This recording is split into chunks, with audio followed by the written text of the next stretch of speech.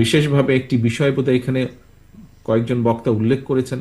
আমিও আপনাদের সাথে একইভাবে বলতে চাই যে এই দেশকে কোনো চরমপন্থা বা মৌলবাদের অভয়ারণ্য যেন কোনোদিন পরিণত হতে না পারে, সেটিও কিন্তু আমাদের আসসালামু প্রত্যাশা। আলাইকুম ওয়া রাহমাতুল্লাহ। আশা করি সবাই ভালো আছেন। বিএনপির ভারপ্রাপ্ত চেয়ারম্যান, বিএনপির নেতা তারেক রহমান, উনি মৌলবাদের আখড়া বলেছেন যে দেশটাকে মৌলবাদের আখড়া করা যাবে না। আমি ওনাকে উদ্দেশ্য করে বলতে চাই যে আওয়ামী লীগের কার্বন কপি তো আগেই হয়েছেন আপনারা, এখন কি তাদের মতো লেজ গুটিয়ে দিল্লিতে থাকার চিন্তা ভাবনা করতেছেন নাকি? আরে বেটা, দেশটা তো এমনিতেই মৌলবাদের আখড়া। এই দেশটাই তো মৌলবাদ দেশ।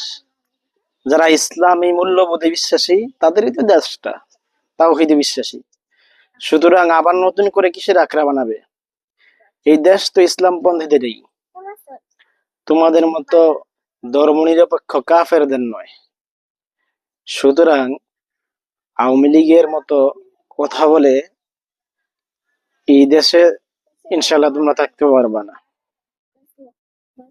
নতুন করে আবার শুরু করে দিছে, হ্যাঁ? ওই যে আওয়ামী লীগের সেই নাটক জঙ্গি, মৌলবাদ, মৌলবাদ, হ্যাঁ, আরো যা আছে এগুলা আওয়ামী লীগের নাটক। এই নাটক করে আর এই দেশের ক্ষমতায় ইনশাল্লাহ তোমরা আসতে পারবে না। এই দেশের জনগণ জানে কাদেরকে ক্ষমতায় নিতে হবে, এটা জনগণ ভালো করেই জানে। কারা ক্ষমতায় গেলে তাদের পূর্ণাঙ্গ স্বাধীনতা পাবে, কারা ক্ষমতায় গেলে তারা নিরাপত্তা পাবে, জনগণ ভালো করেই জানে। সুতরাং এগুলো বাদ দাও, নতুন কিছু থাকলে ডেলিভারি করো। এই পুরানো নাটক গুলা বাদ দাও, ঠিক আছে?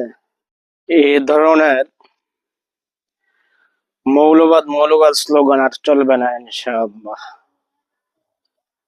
সুতরাং দেশের মানুষ এখন সচেতন হয়েছে, তারা বুঝে যে কারা আমাদের আপন আর কারা হচ্ছে এই দেশের শত্রু। বাহিরে থাইকা থাইকা তোমরা দেশপ্রেমিক বলবা, বিপদ দেখলেই বাহিরে চলে যাবা, আর সুদিন আসলেই আবার দেশে এসে বাঘ বসাইবা আর বলবা যে আমরা দেশপ্রেমিক। এগুলো জনগণ এখন খায় না, এগুলা বুঝে জনগণ কারা দেশপ্রেমিক। এই আলেম সমাজ ফাঁসির মঞ্চ পর্যন্ত গেছে, তারপরে দেশ থেকে বাগে নাই। আর তোমাদের ওই যে পূর্ববর্তী যারা তোমাদের তোমরা যাদের কফি করো, তারা তো দিল্লি পালাইছে। তোমাদেরও সময় আসতেছে দিল্লি পালানোর ইনশাআল্লাহ। সে সেই অবস্থায় আমরা দেখতেছি তোমাদেরকে। যাই হোক, সবাই ইসলামপন্থীদেরকে ক্ষমতায় নেওয়ার জন্য চেষ্টা করবেন। সপ্তাহান্ত দেখা শেষ, ইসলামপন্থীদের বাংলাদেশ। আসসালামু আলাইকুম ওয়া রাহমাতুল্লাহ।